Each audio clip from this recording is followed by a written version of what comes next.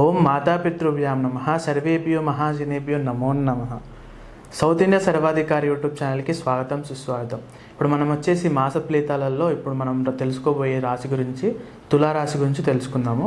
ఈ తులారాశి వారికి మాస ఫలితాలలో ఆశ్వీజ మాసం అక్టోబర్ నెలలో ఎలా ఉంటుంది, ఎలా ఉండబోతుంది అనే విషయాలలో ముందుగా అన్ని వివరాలుగా తెలుసుకుందాము. గురుగారిని అడిగి గురుగారి మాటల్లో తెలుసుకుందాము. నమస్కారం గురుగారు. అందరికీ శుభాశీస్సులండి. తులారాశి వారికి ఈ యొక్క అక్టోబర్ నెల ఆశ్వేజ మాసం అంతా కూడా ఎలా ఉంటుందో తెలుసుకుందాం. ఈ యొక్క తులారాశి వాళ్ళకి ప్రతి విషయంలోనూ ప్రతిబంధకంగా ఉంటుంది. చేసే పనిలోనూ శ్రమ అధికంగా ఉంటుంది, అలసట ఎక్కువగా ఉంటుంది. సరే, ఏ పనైనా చేస్తూ ఉన్నప్పుడు మనకు ఏదైనా కలిసి వస్తే అది ఎంత పని అయినా కానీ చెయ్యాలి అని అనిపిస్తుంది, అంటే శ్రద్ధ కలుగుతుంది. కానీ ఇక్కడ మనం ఏదైనా చెయ్యాలి అనుకుంటే ఆటంకాలు ఏర్పడుతూ ఉండడం వల్ల ఏది చెయ్యాలన్నా కూడా మనసుకి చెయ్యాలన్నంత ఉత్సాహం రాదు. ఇటువంటి అధికమైనటువంటి మానసికమైనటువంటి రుగ్మతలు అధికంగా ఉన్నాయి తులారాశి వాళ్ళకి. అయితే ప్రతి విషయాల్లోనూ అందరితో మంచికి పోయి మంచి మాట్లాడినా కూడా అవతల వాళ్ళు అనవసరంగా అపార్థాలు చేసుకునేటువంటి అర్థాలే ఎక్కువగా ఉన్నాయి. అపార్థాలు చేసుకునే సమస్యలే అధికంగా ఉన్నాయి. అనర్థాలకు కారణం తీసే అవకాశం ఉంది. అందుకనేసి ఎవరికి మీరు సలహా ఇవ్వద్దు. మీ అంతటా మీరు వీలైనంత వరకు మౌనంగా ఉండడం మంచిది. అవసరాన్ని బట్టి మాట్లాడడం మాత్రమే మంచిది. ఈ రాశి వారు ఈ యొక్క ఆశ్వేజ మాసంలో అంత అనుకూలత లేదు.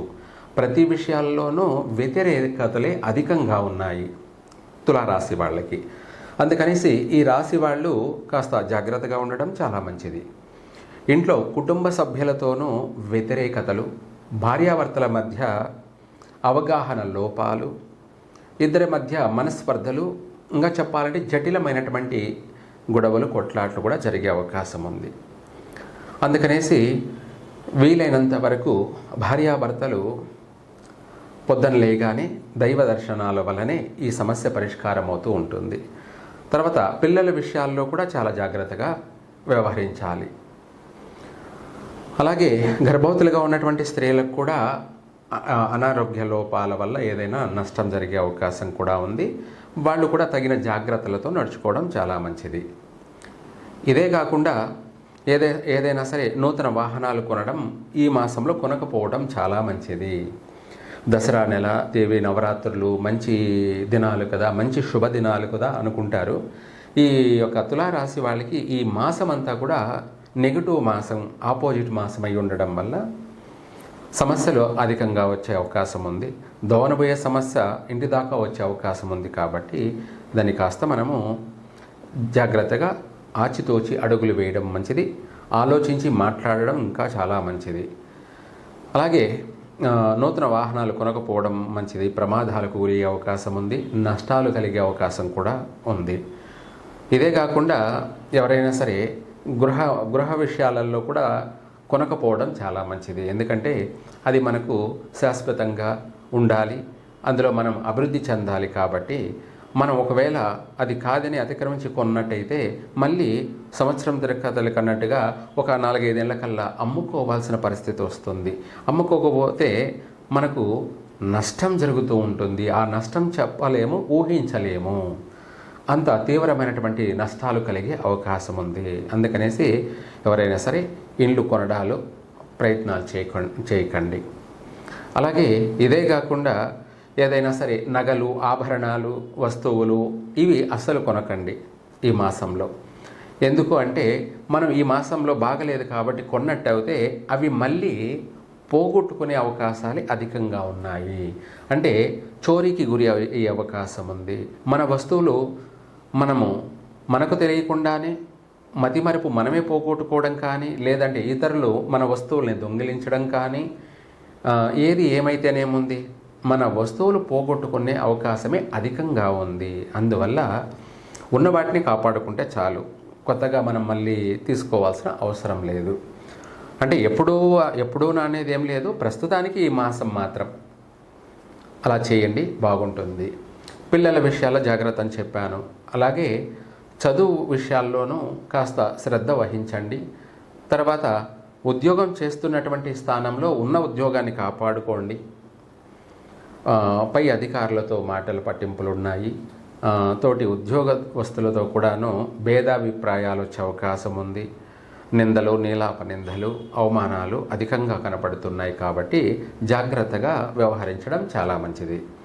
అలాగే కొత్తగా ఉద్యోగ ప్రయత్నాలు చేయాలనుకున్న వాళ్ళు ఈ మాసం చేయకపోవడం మంచిది. ఒకవేళ ఉద్యోగం వచ్చినటువంటి వాళ్ళు ఏదైనా జాయిన్ కావాలి అంటే తప్పకుండా దానికి ఏదైనా పరిష్కార మార్గం చూసుకొని జాయిన్ కాండి. ఇదే కాకుండా విదేశాలకు వెళ్ళి స్థిరపడాలనుకున్న వాళ్ళు, ఉద్యోగ రీత్యా విదేశాలకు వెళ్ళాలనుకున్న వాళ్ళు వీలైనంత వరకు పోస్ట్ పోన్ చేసుకోవడం చాలా మంచిది. కుదరని పక్షాన వెళ్ళాలి అనుకున్నప్పుడు దానికి తగినటువంటి ఆ వెళ్ళే రోజు ఏదైనా తగిన పరిష్కారం చేసుకొని వెళ్ళడం చాలా మంచిది. ఎందుకంటే అక్కడ వెళ్ళి స్థిరపడాలి, చక్కగా అభివృద్ధి చెందాలి కాబట్టి, దినదినము అభివృద్ధి చెందాలి కాబట్టి అందుకని తనకి తగిన పరిష్కారం చేసుకొని వెళ్ళడం మంచిది. ఇదే కాకుండా తోడబుట్టిన వాళ్ళతోనూ, అక్క చెల్లెళ్ళతోనూ, లేదంటే అన్నదమ్ములతోనూ విరోధాలు, శత్రుత్వాలు అధికమయ్యే అవకాశము ఉంది. కాబట్టి అన్నదమ్ముళ్ళు, అక్క చెల్లెళ్ళ యొక్క మధ్య వచ్చేటువంటి భేదాభిప్రాయాలకి తీవ్రమైనటువంటి మనస్పర్ధలు కలిగే అవకాశం ఉంది. అది కాస్త జాగ్రత్తగా నడుచుకోండి. కుటుంబ సభ్యులతోటి జాగ్రత్తగా నడుచుకోవడం చాలా మంచిది. ఈ తులారాశి వాళ్ళు ఇంకా కూడా ఒక విషయం అని చెప్పడం కన్నా వీళ్లకు సర్వకార్య సిద్ధి అన్నట్టుగాను, అంటే దానికన్నా కూడా మన కోరికలు నెరవేరే అవకాశం సంబంధించి, అంటే ఒక్కొక్కరికి ఒక్కొక్క కోరిక ఉంటుంది, లేదా వాళ్ళ యొక్క కోరికలు ఎన్నో ఉంటాయి కూడా. ఆ కోరికలన్నీ నెరవేరడం కోసం ఈ యొక్క